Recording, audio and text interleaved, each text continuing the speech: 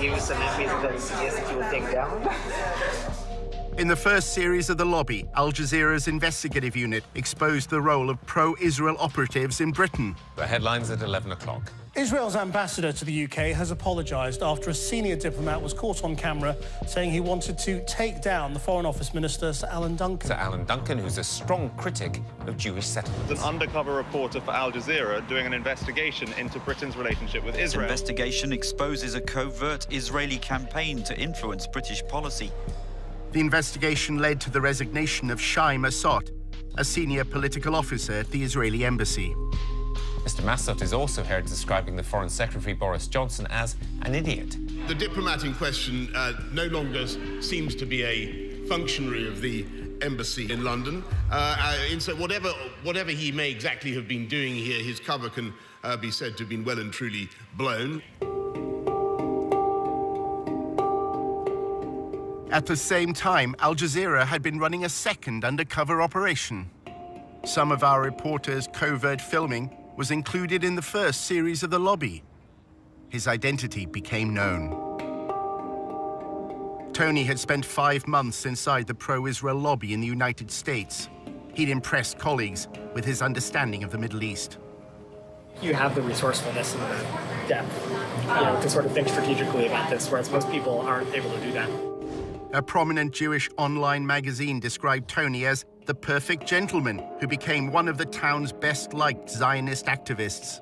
You did amazing work here. The guys don't stop talking about you. They still talk about you. Tony threw elaborate parties, and apparently anyone interested in telling a story about sinister Israeli influence in America's capital couldn't have asked for a better guest list.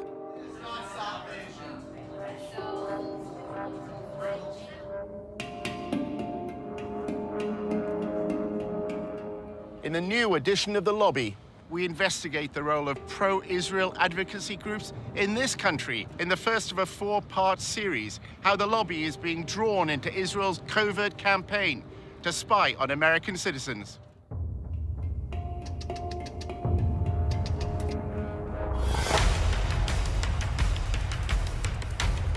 Using an undercover reporter, Al Jazeera's investigative unit infiltrates one of the most powerful lobbies in the world.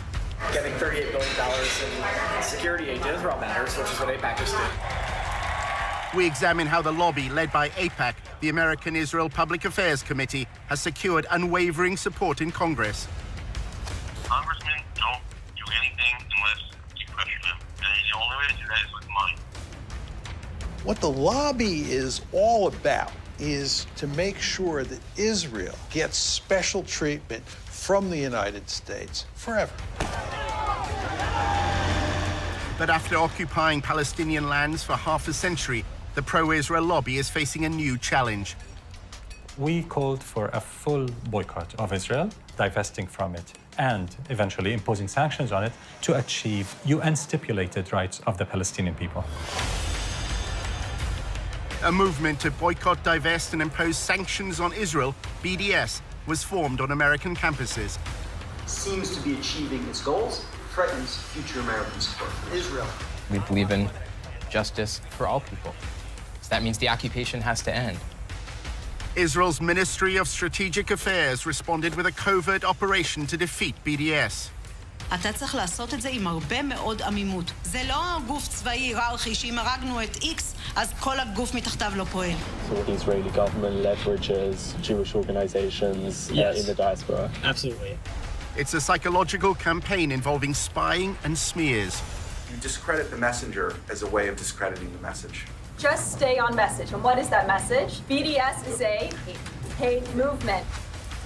While our reporter monitored pro-Israel groups, he was asked to go undercover for the lobby. You're going into enemy territory, not for everybody.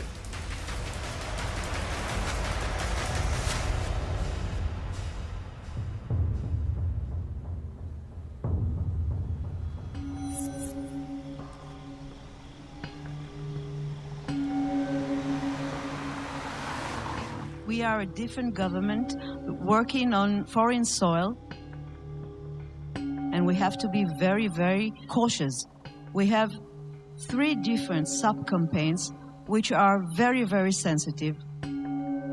regarding data gathering, information analysis, working on activist organization, money trail. This is something that only a country with its resources can do the best.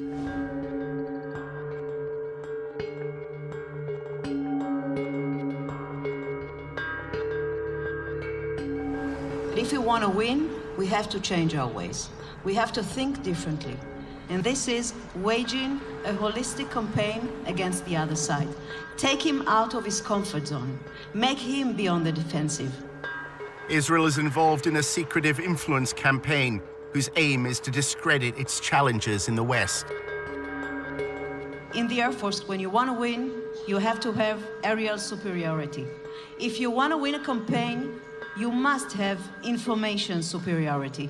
And this is exactly the added value Israel capabilities, technological and otherwise, we can bring to the game, and we are working on that very hard. In the United States, the lobby is working with Israel to spy on American citizens. We're giving them data. For example, one day, Sima's deputy sending me a photo, just a photo in WhatsApp. It's written, boycott Israel on a billboard.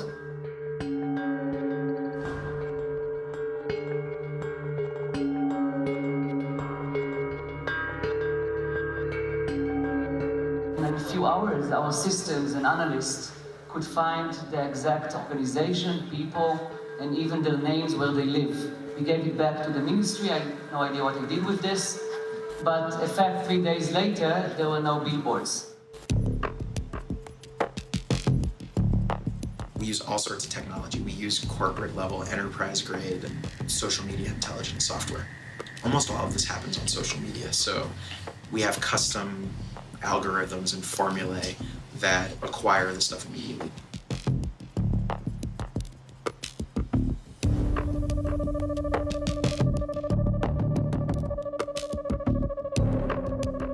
In terms of like information sharing, we did add the Ministry of Strategic Affairs to our operations and intelligence brief, which kind of goes back to how do we get information about what's going on in American college campuses.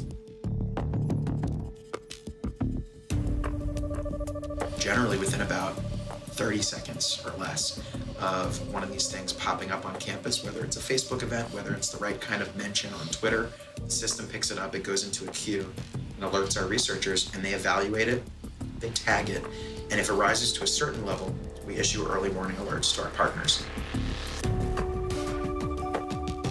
They operate through subterfuge, and they walk a very thin line between the legal and illegal in what they do in order to gather information and to smear their opponents and ultimately destroy them.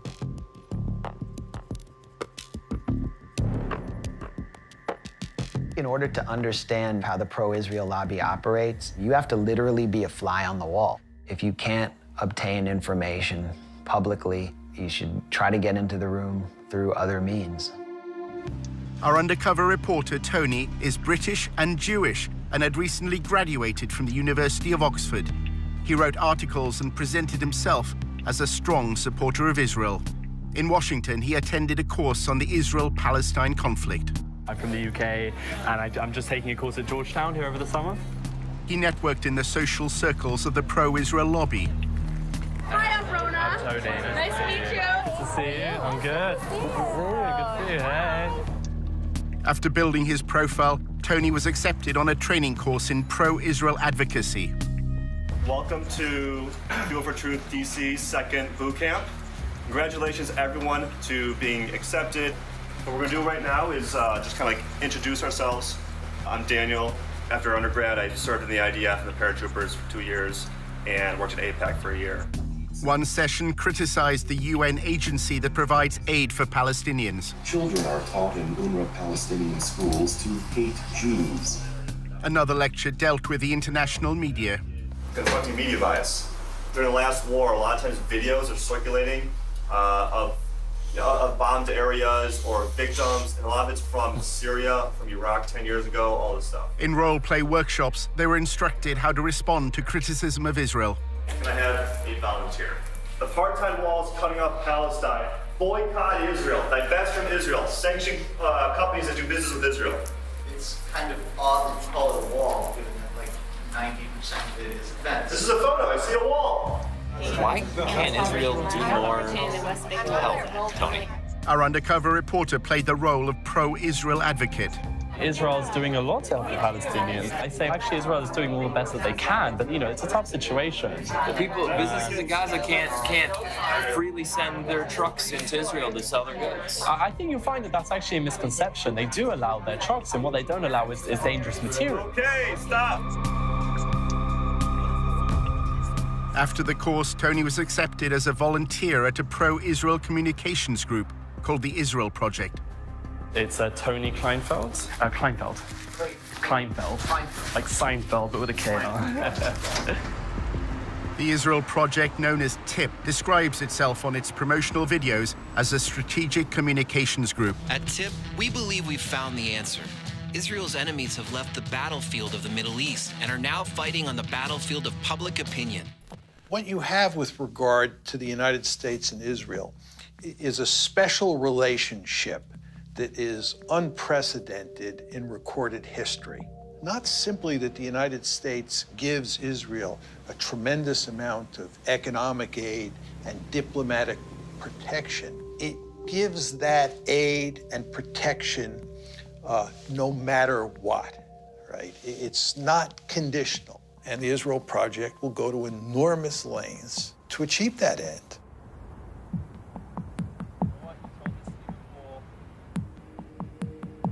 During his placement as a volunteer, Tony took notes on what he saw and heard in TIP's offices. He worked in what they called the war room, where media and communications are monitored.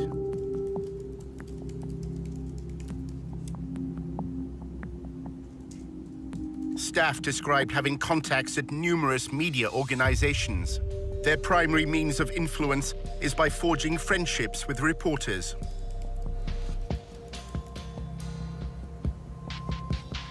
One employee claimed that during talks on the nuclear deal with Iran, TIP applied pressure on the Associated Press news agency to change a headline.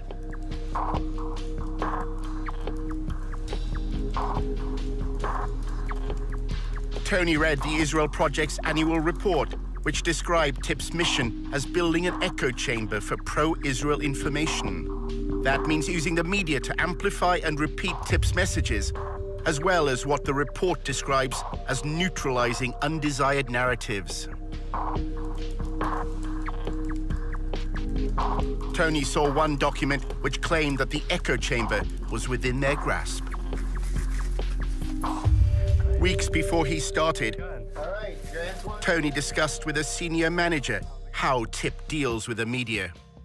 There are things that you do loudly. A lot of them are things you do behind the scenes.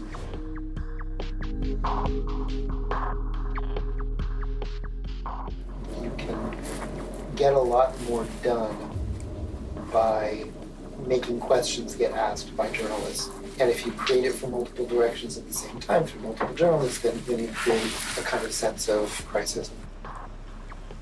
We develop relationships with a lot of alcohol, to get them to trust us. The basically messaging on the following BDS is essentially a kind of a hate group targeting Israel. They're anti-peace. We try not to even use the term just because it builds their brand. We just refer to boycotters. The goal is to actually make things happen now and to figure out what are the means of communication to do that. In 2005, Palestinian civil rights groups sought a peaceful means to protest against Israel's occupation. They identified goods from Israel and called for their boycott. The BDS movement was born. BDS adopted a nonviolent strategy because we think it is morally consistent and very effective against an enemy that is extremely powerful militarily. We called for boycotting Israel, divesting from it, and eventually imposing sanctions on it, as was done against apartheid South Africa, to achieve basic Palestinian rights under international law. Over the past decade, BDS has grown around the world. By campaigning for Palestinian civil rights in land controlled by Israel, BDS believes it has exposed a deficiency in the moral defense of the Jewish state. BDS is saying that what Israel has to do is treat the Palestinians in its midst the same way it treats Israeli Jews. The problem is that if Israel does that, there are more Palestinians, or there will be more Palestinians inside Greater Israel than there are Jews. And that means that if you had a system where everybody was treated equally and there was one person and one vote, that you would no longer have a Jewish state. The secretive Ministry of Strategic Affairs, based in the Prime Minister's office in Jerusalem, was given a mission: establish a covert campaign to defeat the BDS movement. אנחנו אחראים על המאבק בתופעה, ובמסגרת זו יש לנו 4 רגליים: התראה, הרתעה, התקפה והסברה. אז אני אגיד לך שכשאם אתה רוצה לנצח בניהול מערכה, אתה צריך לעשות את זה עם הרבה מאוד עמימות. כמו שכשעבדתי על סוגיות צבאיות, כמו חיזבאללה, או כספי טרור, או סוריה, או כל מדינה אחרת שאיתה בעבר ניהלתי מערכה מולה כקמן. לא הלכנו ואמרנו לצד השני מה אנחנו מתכוונים לעשות. השארנו אותו בעמימות. Government ministers attacked me in person, one of them threatening BDS leaders with targeted civil assassination, and others threatening to revoke my permanent residency, along other threats. לא מעטים מבין מנהיגי ה-BDS מקיימים קשרים, קשרים כספיים, קשרים ארגוניים, קשרים אחרים, עם גורמים עוינים למדינת ישראל. תפקידנו, באמצעות הפעלת המודיעין, לחשוף את הקשרים האלה, ובהחלט באמצעות החשיפה הזאת, גם לדעת לפעול נגדם, לבודד אותם, גם להעביר מידע לאותם גורמים מודיעיניים בעולם וגורמים אחרים. ישראל חייבת לבצע סיכול אזרחי ממוקד במנהיגות למול פעילי ה-BDS. The campaign includes monitoring the activities of American students. אנחנו עכשיו למשל נמצאים בתהליך שלם של ליצור תמונה כוללת על הקמפוסים. אם אתה רוצה לנצח תופעה, אתה צריך לדעת להיות עליה בעליונות במידע וידע.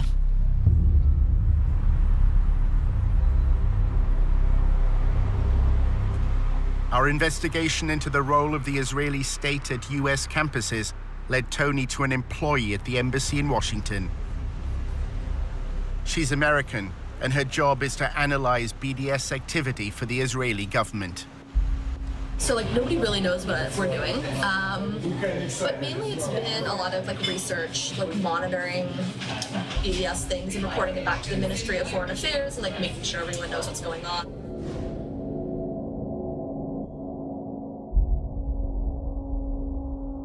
They need a lot of research done and stuff like that.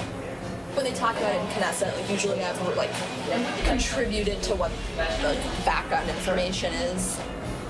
I'm not going to campuses. It's more about connecting organizations and I guess campuses and providing resources and strategy if students need it.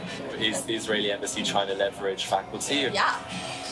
We're working with several faculty advocacy groups that kind of train faculty, so we're helping them a little bit with funding, connections, bringing them to speak, having them speak to diplomats and people in the MFA that need this information. So I kind of want to be that resource to show students, we appreciate what you're doing, we see what you're doing. Here's some information if you need anything at all. We can connect you, just kind of be that person there for you. Julia was president of the pro-Israel group at Davis, which is part of the University of California. Davis began as a center for agricultural studies, and its students are known as Aggies. I came to UC Davis, which had a reputation of being a really pro-Israel. Now it's the top 5 most anti-Israel schools in the U.S. Why is that? Because of everything that happened in the last few years. It was just particularly bad. And there's a huge Muslim population in Sacramento, which is right next to Davis. The growing support for the BDS movement in Davis and the lobby's response to it is part of a narrative that's unfolding across America's campuses. Students for Justice in Palestine, or SJP, brought a divestment motion before the Student Senate. I was very, very nervous. The entire room was filled. I think we had about 600 students and people from the community coming in to witness this vote. I am here today because, quite frankly, I am ashamed. I am ashamed of my university for supporting apartheid genocide of my people in Palestine. I ended the speech with something along the lines of being on the right side of history and for the university to end its unethical ties with these corporations who were doing brutal things to Palestinians. We knew they were going to win because our entire student senate was all pro-BDS, and they ran for that purpose and won for that purpose, and we've been pushed out of student government for months. Good evening. My name is Julia Rivkin, and I'm the president of Aggies for Israel. Students streamed the hearing online. The pro-Israel group also filmed it with another purpose in mind. Their videos would play a key part in the story that was to unfold in the days ahead. I was waiting to see what she would say. I was waiting for a blow to come my way, and that blow sure came. We have been ignored and disrespected year after year, but we have never been silenced. We are a beacon of peace and inclusion on a campus plagued by anti-Semitism. The talking points were that the resolution was anti-Semitic, that it was divisive. If it's divisive in the fact that you either support human rights or you don't, then so be it. The intolerance that spawned this resolution is the same kind of intolerance that has spawned anti-Semitic movements throughout history. The entire thing looked very rehearsed, very, very aggressive, almost comically so. Julia and her pro-Israel allies had already decided that they didn't want to debate. At 4 a.m. the night before, me and my team were like, "You're gonna lead the walkout," and I was like, "Okay." And they're like, "We're gonna film it just for our own purposes." I was like, "Totally cool." So when everything was happening, we went into it knowing we were going to lose. So our strategy was how to ultimately win while losing the vote. This is our victory. And we who are victorious need not legitimize the words spoken in this empty hearing. So if you are here tonight in opposition to this resolution, I invite you now to stand up. Really, stand up. And join me in walking out of this room. That was a wowing moment. To have them just stand up, everyone just kind of was like, what's going on? It was very shocking. As they were leaving, it was just a very big rush of relief to not have that tension, those bad vibes in the room. And so we started cheering, actually, and it was a great moment. You're standing in the back, it looks like some seats have opened up. But the passing of the BDS motion proved to be just the beginning of a bigger story. In part 2, how the lobby worked to undermine the student decision. Those swastikas, who did them? We don't even know.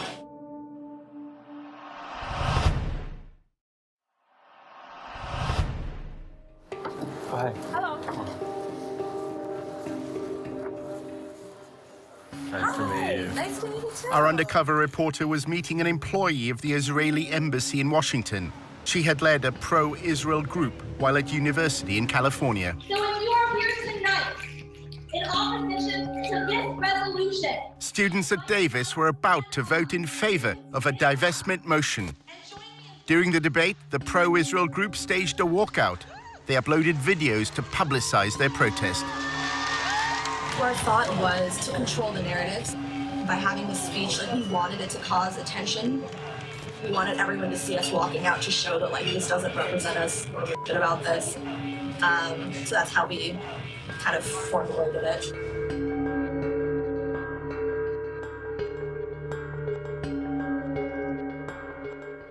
That day, all of us released 50 op-eds in major news sources so that when people made a hashtag and a whole thing trending, so when people opened their Facebooks, it wouldn't be them celebrating their victory, it would be us sharing our stories. Once it blew up, then random people, the Huffington Post contacted me and was like, "Do you have anything to say?" And I was like, "Conveniently, I wrote an op-ed 2 weeks ago just in case."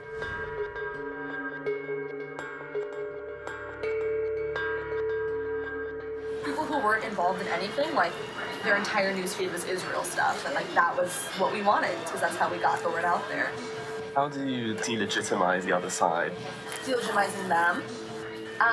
Kind of through that lens of taking over and like making them sound crazy at their game. The student senator who's Muslim made a Facebook status saying like Israel will fall, like Sharia law is taking over Davis, like we love Hamas, like that kind of status. So that happened.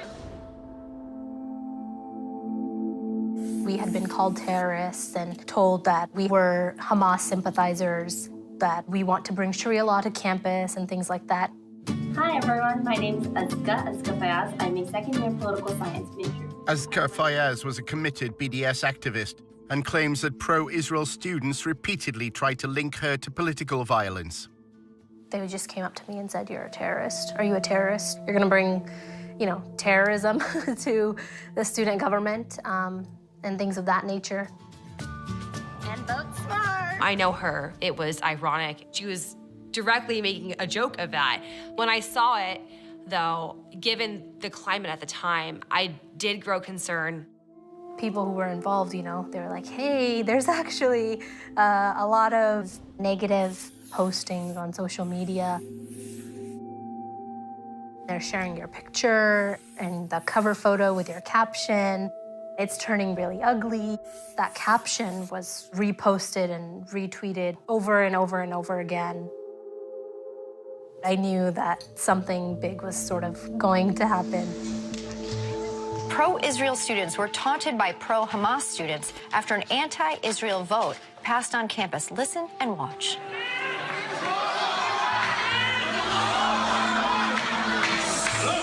And right after the vote passed, a student senator posted this on Facebook. Hamas and Sharia law have taken over UC Davis, BRB crying over the resilience. I don't have the capacity to bring Sharia law to the University of California, Davis.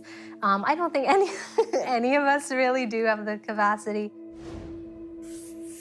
They wanted to try to make me look as evil and violent as possible.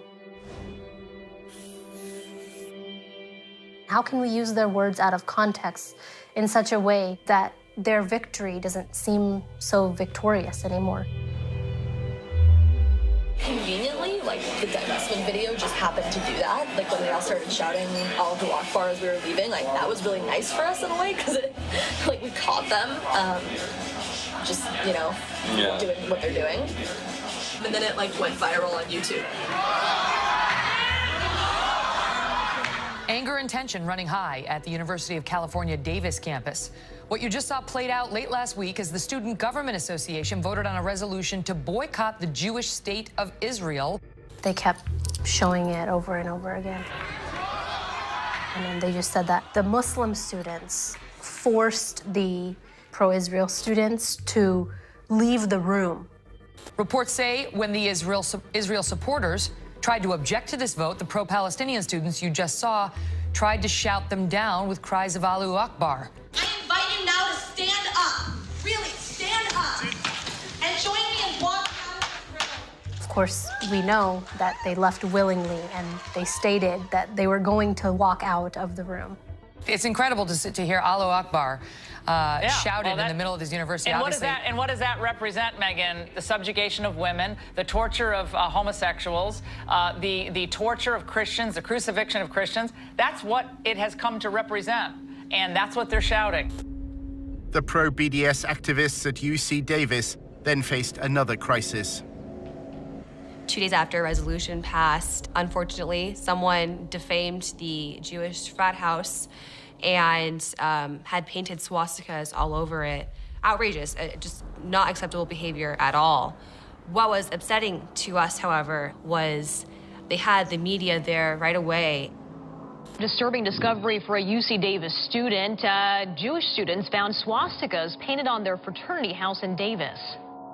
These swastikas were discovered that morning, and around 10 a.m., my best guess, and I believe the news media were there by 11. Pro-Israel students say they feared recent events would lead to this. This week has been sort of a bad week to be Jewish on campus. After years of heated meetings, a student body passed a resolution Thursday urging UC Davis to end any affiliation with companies that support Israel. So this is not out of the blue. We're pretty sure this is directly related. Who were they finger pointing at but us? Us who were still on this high of finally getting this resolution passed, still in high spirits, just crushed us. Roseanne Barr tweeted, all the Jews should leave Davis and the rest of the school should be nuked. It was a crazy time. A general flooding of Islamophobia by the media. And I was dealing with like news outlets and media, and it was like the day after there was some swastikas on campus, and it was like it all blew up and became a full-time job. Those swastikas, like who did them? We don't even know. I think it's just some like random like white supremacist type people who just came, did it, and left. We don't think it was students. That's pretty surprising because it was very clear from their behavior towards us and their attitudes towards us that we had done some heinous crime to them and that we deserved to pay for it.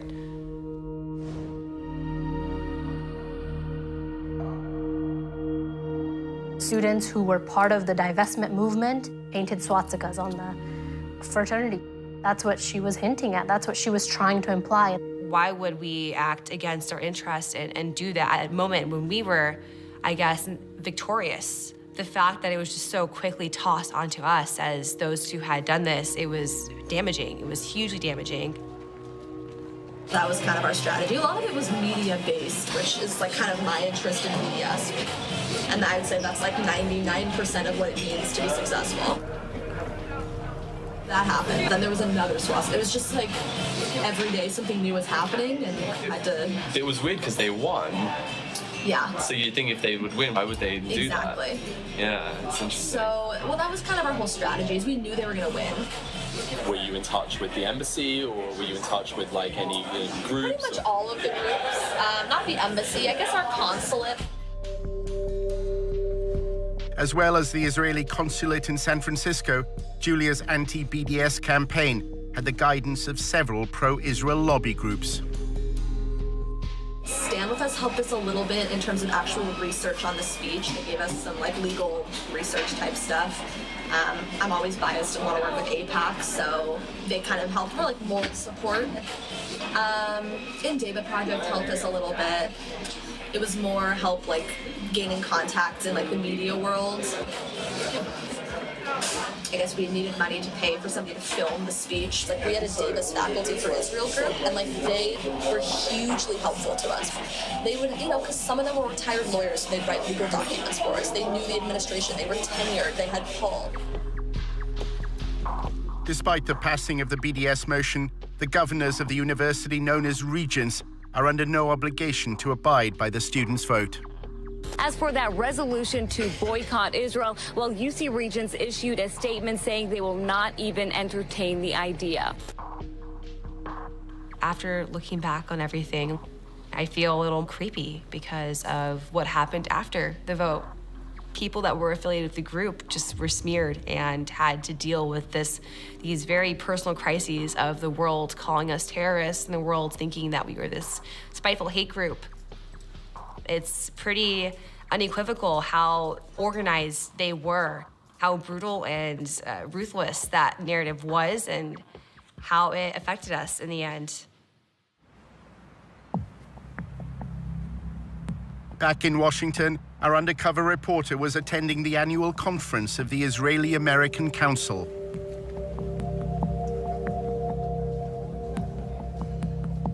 The IAC's role is to connect American Jews to Israel. This year, combating BDS was top of the agenda. I think we need to worry. The polling isn't good, and all of you probably know it. If you look at the polls, the younger you get on the demographic scales, the lower support for Israel is.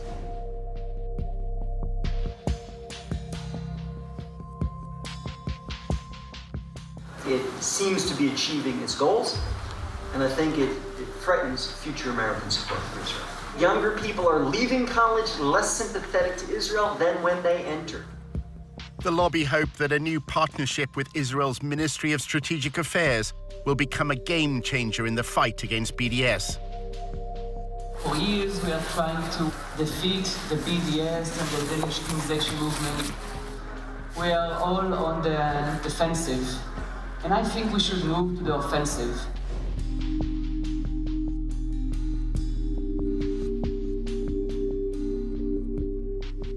Using especially cyber and internet tools to try and defeat this ugly movement. I'm really honored to present my partners here, Brigadier General Sima Vakandil, the Director General of the Ministry of Strategic Affairs. Sima, please.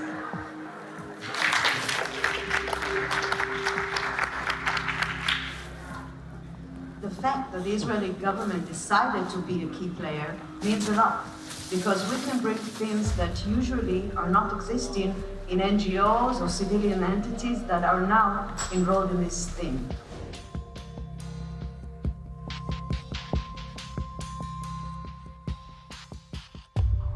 The Israeli government can look at the bigger picture and actually create this coordination and cooperation. We are the only player inside the pro-Israeli network who can actually say that he's filling the gaps. The Israeli official described to members of the lobby the first phase of the covert war. Ambiguity is part of our guidelines. That's why I'm not going to say anything too much about each one of the legs. The first one is intel, intelligence, or data, or information. What we've done is mapped and analyzed the whole phenomena globally, not just the United States, not just campuses, but campuses and intersectionality and labor unions and churches. We started to establish a project called Israel Cyber Shield. This project is actually a civil intelligence unit that collects, analyzes, and acts upon the activists in the BDS movement, if it's people, organizations, or events. And we give everything we collect. We are using the most sophisticated data system, intelligence system in the Israeli market. Let's take the defense activity that we're doing and make it into proactivity and offensivity. Israel has used cyber sabotage. We suffered from intense denial of service attacks, hacking attacks on our websites. Israel decided to go on cyber warfare against BDS publicly. They said, we shall spy on BDS individuals and networks, especially in the West.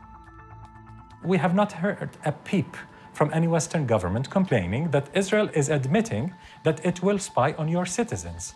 Imagine Iran saying it will spy on British or American citizens. Just imagine what could happen. The Ministry of Strategic Affairs brings together this group called the Global Coalition for Israel. And it's like leading pro-Israel advocacy groups around the world.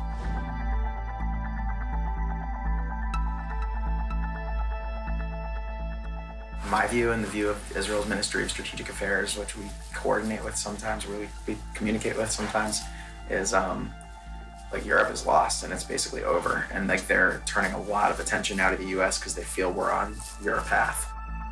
Can I join these? I'd love to. I don't know if you'd let me. But it's like a pretty sensitive conversation, but it's going well. If China was doing this, if Iran was doing it, if Russia was doing it, there would be uproar. You would have Congress going after them, you would have hearings, you would have prosecutions. The question is, how does Israel get away with this? It's modeled on General Stanley McChrystal's counterinsurgency strategy in Iraq. We've copied a lot from that strategy that has been working really well for us, actually. And one of the pieces is this operations and intelligence brief. We're using social media intelligence, a tool called Radian 6. We're phasing that out over the next year, and we're bringing on more sophisticated technology that was developed in Israel. An American should not be spied on by a foreign government that is able to access all this information and possibly undermine their ability to exercise their democratic rights in this country. So we're not dealing with amateurs. This is not an amateur work. We're dealing with a government that have a ministry at a ministerial level engaged in the systematic targeting of activists outside of its sovereign borders. The only way it's going to stop is if somebody in the government points out this is illegal and we're not going to tolerate it. And if we do tolerate it, other countries are going to do it as well. There's a company called Census, S-E-N-S-U-S. It's like very pricey though, We had to raise like hundreds of $1,000s just for it. It's gonna increase our discovery rate. We're discovering just about everything we need. It's also going to bring new sources online that we weren't able to access in an automated fashion, like message boards. And we have ways to crawl message boards right now and to monitor them, but it's like disconnected from the event and activity discovery mechanism, so that we want that system to be all integrated. So we just signed the contract yesterday for them to start that work. They actually already started it. Good friends in Israel that are helping us with that. You would think that since the United States has this special relationship with Israel and gives it so much largesse and protects it diplomatically at every turn and gives this assistance unconditionally, that the Israelis would do less spying here than other countries do. But on the contrary, what we see is that the Israelis are probably at the top of the list when it comes to foreign countries spying inside the United States. Our investigation into Israel's covert war against BDS led Tony back to Julia Rifkind. She's American, and her full-time job at the Israeli embassy is monitoring BDS. She summed up a typical day at the office. Gathering intel and reporting back to Israel. That's a lot of what I do. Is report back to the Ministry of Foreign Affairs, Ministry of Strategic Affairs, and make sure they have the right information. It's in Knesset of what's going on here. So that's why I do a lot of reporting. I talk to people from tons of organizations, just trying to get the information that I could to report back and kind of just talk through some of the issues with those people, see what their plan was, tell them maybe some ideas we've had, give them our support. Behind the scenes way. Wow, it just looks like the state of Israel is employing little spies, and you can't take a breath without Israel hearing about it. Julia spoke about her former days as a student. While at UC Davis, she was also an activist with AIPAC. The training she received from the most powerful arm of the pro-Israel lobby left its mark. I can immediately tell when meeting with somebody where they were trained. Like the way that I talk about stuff, obviously I'm an AIPAC training camp, activist, the way they call it. So I can tell when somebody's on stand with us, or David Project, or ICC, or Hasbara, Camera, ZOA, I kind of tell. She's been trained really well. She follows the commands that she has been given by these Israeli organizations, and she follows it really well. I pretty much, all my friends work at AIPAC, all of them. So whenever we have events at the embassy, and there's oh, we should invite AIPAC people, it's a joke that obviously I'm gonna be the one to write all the emails down. So whenever they're we have to submit names and lists for events, mine's 15 names and 14 of them are AIPAC. AIPAC encourages the students it trains to conceal any affiliation. When you're lobbying on behalf of AIPAC, you don't say AIPAC. You say I'm a pro-Israel student from UC Davis. And when you're meeting with students on campus, I would never say I am the AIPAC campus rep. I say my name's Julia and I'm a pro-Israel student. You don't need the title, you don't need the organization. AIPAC's involvement in student council elections is also kept secret. AIPAC attracts the more political students who are more interested in lobbying. We had campaigns and stuff like that. We dealt with student elections, very behind the scenes. They actually were found to have put cameras in the rooms where there were meetings going on. I liked meeting outside, where there are no rooms and there are no possible cameras under the chairs or wherever they may have put them. I have several weird Facebooks. I have my fake Facebook that I follow all the SJP accounts. I have some fake name. My name is Jay Bernard or something. So it just sounds like an old white guy, which is the plan. I joined all these groups. A lot of people haven't added me. I mainly just wanted to see on the newsfeed what kind of articles they were sharing, just to kind of see what their internal dialogue was. Every single event that I put on, you would have these pro-Israel groups coming out before our guests even got there with their cameras, videotaping. Oh, it's stressful. Julia has no contact with her handlers in Israel. She writes her intelligence briefs and awaits their instructions. I write a report that I give to my boss who translates it. 'Cause it's really weird. We don't like talk to them on the phone or like email or whatever. There's like a special like server that's like really secure that I don't have access to because I'm an American. You have to have like clearance to access the server. It's called cables. It's not even necessarily in Hebrew. It's like literally cables. I've seen it. It looks really bizarre. So I write reports that my boss translates into the cables and sends them, and then they'll send something back, and he'll translate it and tell me what I need to do. If she believes it's spying on activists to suppress a free speech movement, then, you know, peace be to her. And I hope she feels good sleeping at night being on that side of things. We're a group of student activists advocating for Palestinian human rights. And to think that we're so upsetting and threatening to a state is pretty awe-striking to me. Creepy, but also, I guess, makes me more proud of the work I did. It's nice kind of seeing what they're talking about. What do they say? They don't talk about like our side at all, which is disappointing, so it'd be like nice to do the drama, but it's mainly them sharing their like videos, their like AJ Plus videos on Al Jazeera. What do you think about Al Jazeera? It sucks because they have a lot of interesting like liberal videos, which I'm like, wow, like that's amazing to hear about that human rights issue and about that like sexism situation or whatever. And they'll show like why Israel is an apartheid state. And you're like, ooh, like not anymore. So that's what's annoying is that it gets, you know, tied to all those causes. That's hard to be liberal.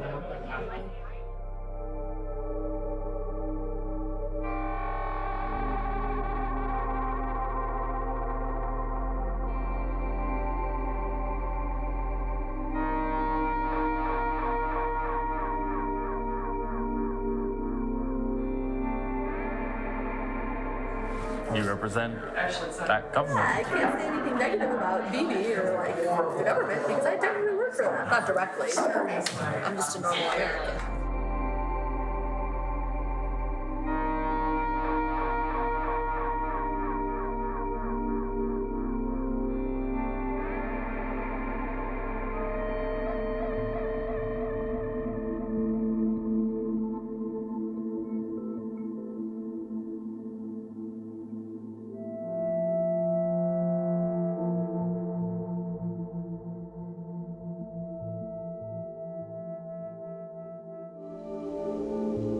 In episode 2, Tony discovers how the lobby raises funds for congressmen. Basically, they hand him an envelope with 20 credit card numbers.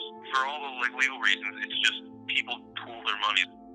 Handing over $250,000. That buys a lawmaker. And how a row over anti-Semitism swept through the University of Tennessee. You have to show that they're racist hate groups and to consistently portray them that way. Right now, I'd like you to click the link below and get one of these. Just a simple Boycott Israel t-shirt from Teasley. Before they boycott my Boycott Israel shirt. Other companies have already taken it down. I know I'm being watched. You can get part 2 of this series on the Electric Intifada or my Patreon. Links are below. There are 4 parts to this series, and there's also a series on the Israeli lobby and their influence over the United Kingdom. All of these videos were on my Vimeo, but of course Vimeo deleted my account for hate speech, and we all know who's responsible for that. We'll keep on keeping on, getting new servers, testing everything. Please get a Boycott t-shirt from Teasley BDS. Get your size. There's a variety of colors. Get more than one if you'd like. Buy them as Christmas presents or what have you. We need the revenue. We lost $5,000 from Vimeo, Israeling our income there. So check that out, and please enjoy the rest of this series. And yes, I will re-upload the Chill Up Conference videos eventually.